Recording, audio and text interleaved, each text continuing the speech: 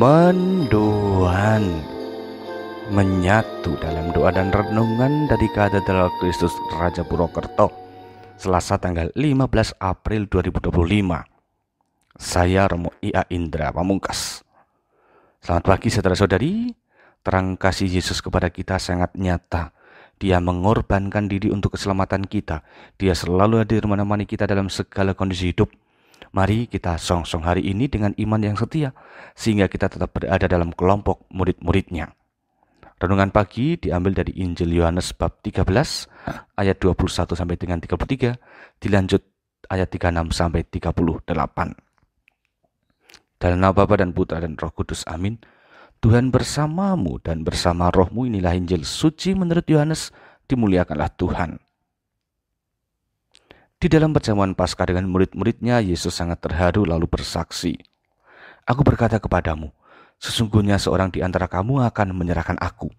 Murid-murid itu memandang seorang kepada yang lain. Mereka bertanya-tanya siapa yang dimaksudkannya. Seorang di antara murid-murid Yesus, yaitu murid yang dikasihinya, bersandar dekat kepadanya di sebelah kanannya. Kepada murid itu Simon Petrus memberi isyarat dan bertanya, "Tanyakanlah siapa yang dimaksudkannya." Murid yang duduk dekat Yesus itu berpaling lalu berkata pada Yesus, "Tuhan, siapakah itu?" Jawab Yesus, "Dia adalah orang yang kepadanya aku akan memberikan roti sesudah aku mencelupkannya." Setelah berkata demikian, Yesus mengambil roti, mencelupkannya dan memberikannya kepada Yudas, anak Simon Iskariot. Dan sesudah Yudas menerima roti itu, ia pun kerasukan iblis. Maka kata Yesus kepadanya, "Apa yang hendak kau berbuat, perbuatlah dengan segera." Tetapi tidak ada seorang pun dari antara mereka yang duduk makan itu mengerti tentang maksud Yesus mengatakan itu kepada Yudas. Karena Yudas memegang kas, ada yang menyangka bahwa Yesus menyuruh dia membeli apa-apa yang perlu untuk perayaan itu atau memberi apa-apa kepada orang miskin. Yudas menerima roti itu lalu segera pergi. Pada waktu itu hari sudah malam. Sesudah Yudas pergi, berkatalah Yesus, "Sekarang anak manusia dipermuliakan dan Allah dipermuliakan di dalam dia.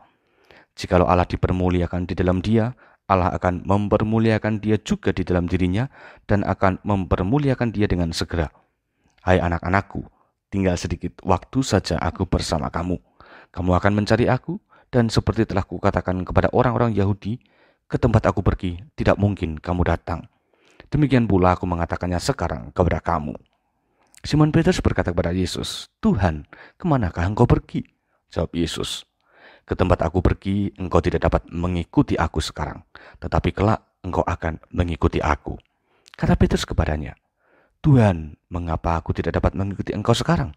Aku akan memberikan nyawaku bagimu." Sahut Yesus, "Nyawamu akan kau berikan bagiku? Sesungguhnya aku berkata kepadamu, sebelum ayam berkokok, engkau akan menyangkal aku 3 kali." Demikianlah sabda Tuhan. Terpujilah Kristus. Saudara-saudari, jika kita cermati peristiwa perjamuan terakhir dalam Injil tadi, nampak bahwa Yudas mengalami perubahan hidup.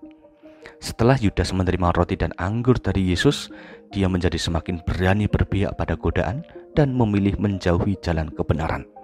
Sementara para rasul yang lain, setelah mereka menerima roti dan anggur, mereka diajak Yesus untuk memasuki keheningan, berefleksi, dan memantapkan hati. Demikianlah, hal-hal kerohanian yang kita buat sebetulnya harus diimbangi pula oleh keyakinan iman masing-masing pribadi.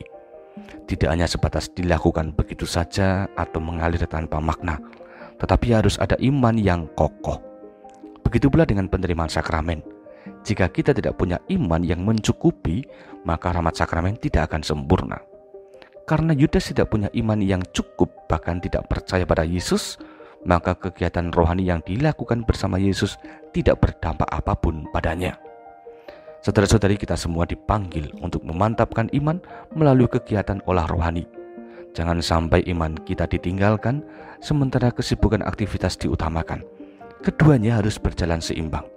Semoga rahmat terang Kristus membuat kita bisa hidup dalam keseimbangan, sehingga rahmat itu bisa berdampak secara baik bagi diri kita masing-masing.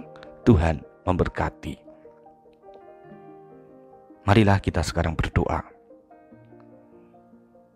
Allah Bapa Maha Kasih, syukur atas segenap rahmat-Mu. Engkau selalu menguatkan kami dan berharap agar setiap hari kami semua semakin tangguh dalam olah iman.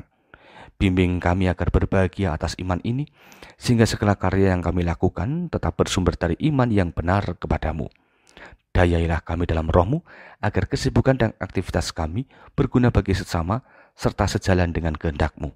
Dengan pengantaran Kristus, Juru Selamat kami. Amin. Tuhan bersamamu dan bersama roh-Mu. Kita semua, keluarga kita dan perjalanan hidup hari ini, senantiasa dalam berkat Allah Maha Kuasa, Bapa, Putra, dan Roh Kudus. Amin. Saudara-saudari, selamat beraktivitas. Tuhan memberkati. Salam mendoa.